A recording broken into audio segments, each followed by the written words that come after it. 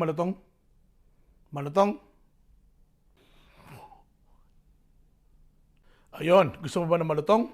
Alam mo na kung anong titirahin natin. Pag gusto mo ng malutong, pag gusto mo ng malutong, isa lang ang nasa isip ko ngayong gabi sa malutong na to ay ang ating crispy pata na inanda ko kahapon. Kaya nasa isip ko siya ngayon. Kasi binoil at in-air dry. So, ready na siya. So, ang gagawin na lang natin ngayon ay ang ating sauce para sa pata. Papakita ko sa inyo kasi piprito lang natin ng pata.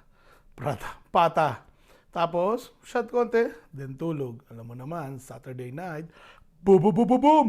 Simple lang ang paggawa ng ating malutong na crispy pata. Sundan nyo lang. At ang pinakamahalaga rin sa pata, syempre, yung ating sausawan. Kailangan the best. Pag gagawa ka ng malutong na pata, kailangan maglalaway ka sa sarap sa sausawan. So, yun ang gagawin natin. Simple lang ang gagawin natin. Tsaka kakailanganin natin ngayon, simple lang. Ito lang. Boom, boom, boom, boom. Ang ating lampata na pinakuluan at in-air dry. Yan lang naman ang ating bida ngayon. At ang ating lang ibang asikasuhin na syempre ang ating sauce.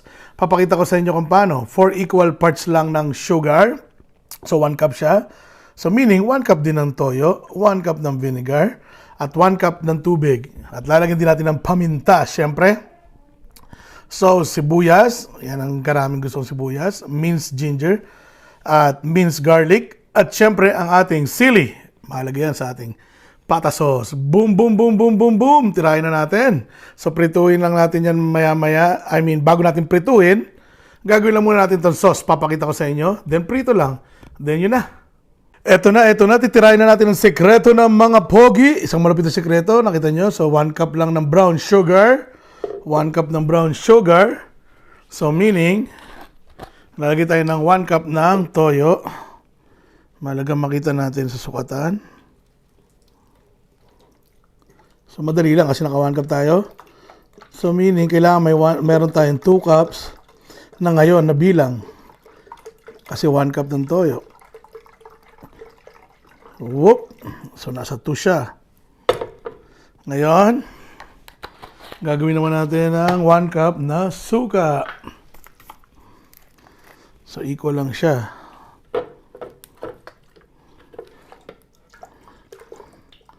Kailangan pumunta siya sa 3. Para 1 cup. Boom! Ayan, nasa 3 siya. 3. So, 3 parts na tayo. Ganun lang kasimple. Tapos, kukuha tayo ng 1 cup na water. Kailangan nasa 4 na siya. So, equally 1 cup o 1 part. Lahat siya. Ibababay lang natin yung bubbles. Kasi may bubbles ng konti. Pero so far, dapat nasa 4 siya. Natin lagay dyan para hindi mag-bubbles. So, kukuha tayo ng ibang way. Para hindi siya mag-bubbles. Ayun. So, kailangan pa ng konting water. Ayun, nasa 4 na siya. Ayun na guys. So, 4 equal parts. 1 cup ng sugar, 1 cup ng toyo, 1 cup ng suka, 1 cup ng water. So, 4 cup. Equal dapat siya para makuha natin ang tamang volume. Boom, boom, boom. Lagyan lang natin ng 1 tablespoon na paminta. Malaki yung roll nito dito sa ating sauce. 1 tablespoon lang. Boom! So, lagyan natin ng sibuyas. Ganun lang yan ang ating sauce, man. Para manalo lang. Boom, boom, boom. Andiyan na lahat.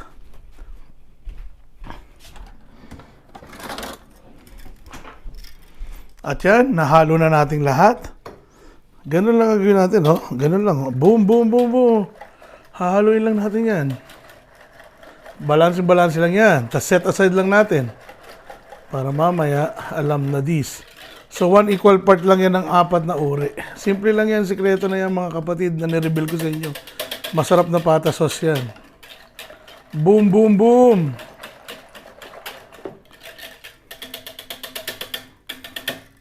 Boom! Tabi na lang na muna natin yan at magpiprito na tayo.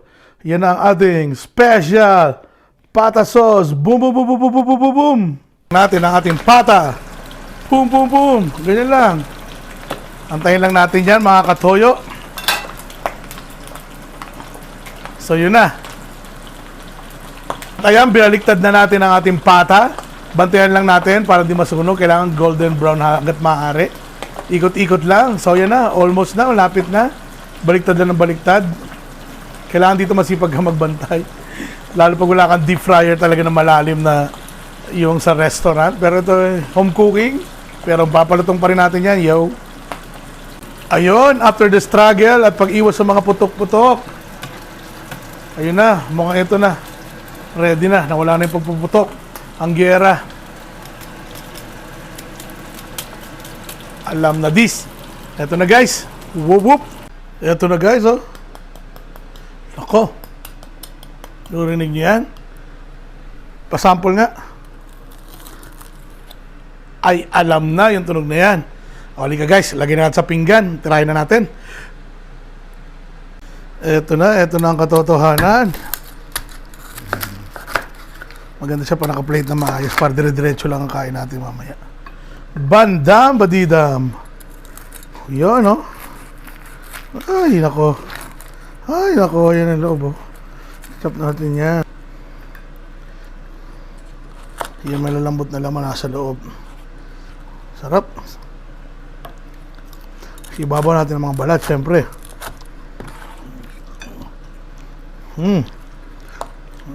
Bam, bam, bam. At dire-diretso ang kain natin. Boom! Boom! Ay, ay, ay. Patang pagkalutong-lutong. Ito'y ilan lamang sa kaugaliang Pinoy na matatawa ka.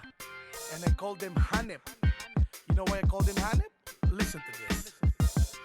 Listen up, yo, I got a story. Ayun! Eto na. Papatagalin pa ba yan? Itong sausawan pa lang guys, oh. Pam.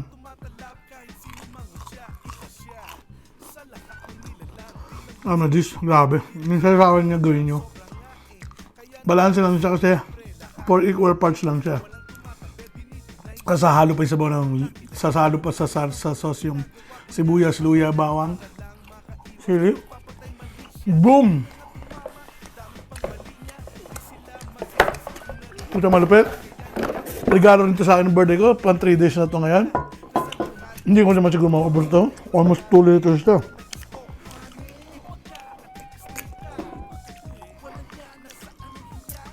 Paunti-unti lang. Isa, dalawa, bago matulog. Okay na.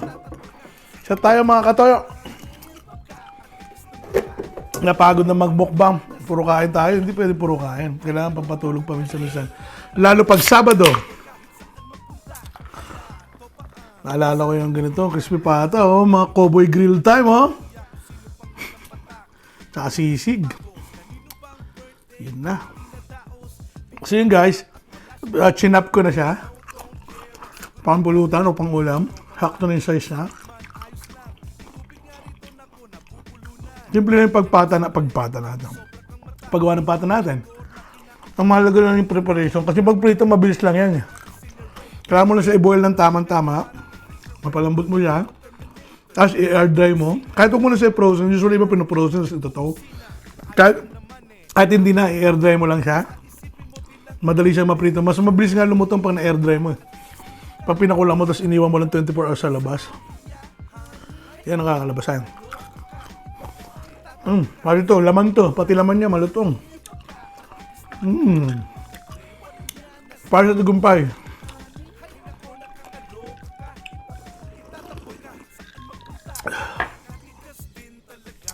Kapag pandemic, matuto kang mag-enjoy, mag-solo. Alam mo naman, lockdown tayo ngayon. Hanap ng paraan. Tino to. Alalay. Alam ko yun. Mag-advise niya, no? Alalay ka lang. Kunti lang po. Gusto rin ito papakin ni Mrs. Paborito niya ito eh. Pag narinig yung krok-krok na yan. Asan na yung pata? Ito laman na ito kinakain ko. Yung gilid malutong, tapos yung gitna, ang lambot. Ayan, no?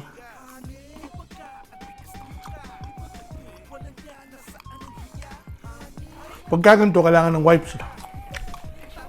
Or Kleenex. Sarap. Yung jello-jello nung pata. Sa inyo, mga katoyo. Boom, boom, boom. Isa na naman, malutong. Ito yung sasabing, huy, psst, gusto mo malutong? Gusto mo mura? Yung malutong, mura, pero malutong? Ito yung mga kadalasan joke. Pare, may alam ako, mura. Malutong. Yung pala yung... Gusto mo mura, yung malutong? Ito yun. Psst. Gusto mo yung mura, malutong? Kaya mura at malutong kasi ikaw ang gumawa. Mura nga at malutong. Pag bumili ka nito, magkano dito sa Pilipinas, di ba? Isa nito. Nasa 400 yata, joke. Isang order. Depende pa yun. Sa restaurant, meron 600 yata. Dito, magkano ba? Hindi na mo hilaw. At again, kung di ka pa nagsasubscribe sa channel ko, at ngayon ka palang napadpad dito, baka naman. At kung nagugustuhan mo po yung ginagawa natin, subscribe nyo lang po, hit nyo lang po ang subscribe button at ang notification button para laging updated at upgraded ating mga pagsasamahang mga videos at mga food trip. At kung regular ka sa channel ko, salamat sa iyo, hindi ka mabibigo pag food trip dito sa Don Simon Kusina, ang cooking show na may toyo, hindi ka mabibigo. At again, sa ating mga regulars, sabi ko nga mga regulars natin, again, si Ate Ambel Bungaos ng Jeddah, KSA, masugid natin yan, hindi uma-absent. At ang aking kaibigan na my friend, Hilda Ercilio ng Upper Bikutan, Taguig, kumusta ka dyan? At ito, naalala mo to? Cowboy Grill time to. Crispy Pata. At ang mga homies ko dyan sa Upper Bikutan, Taguig, what's up? Shout out sa inyong lahat. At yun lang, wala akong maisip na kwento masyado. Alam mo naman, kainuman ko sarili ko. Kasyat ko ang sarili ko. So, yun lang, magpapasalamat lang ako talaga sa inyo lahat na walang sawang nanonood. At sana may nakuha kayong content tip sa paggawa ng malutong na mura. Ang ating malutong na mura. Sana may natutunan kayo sa aking simpleng presentation ngayon. Yun lang, para sa inyo to. Boom, boom.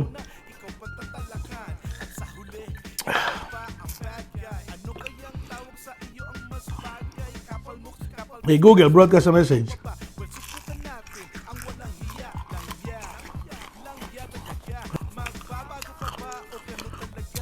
Ito pa, bago magbabay.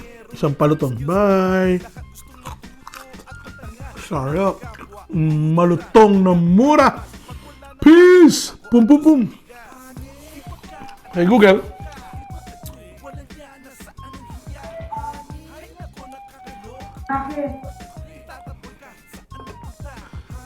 What's the message? Baba ka rito, kain ka crispy pata. Alright, broadcasting now.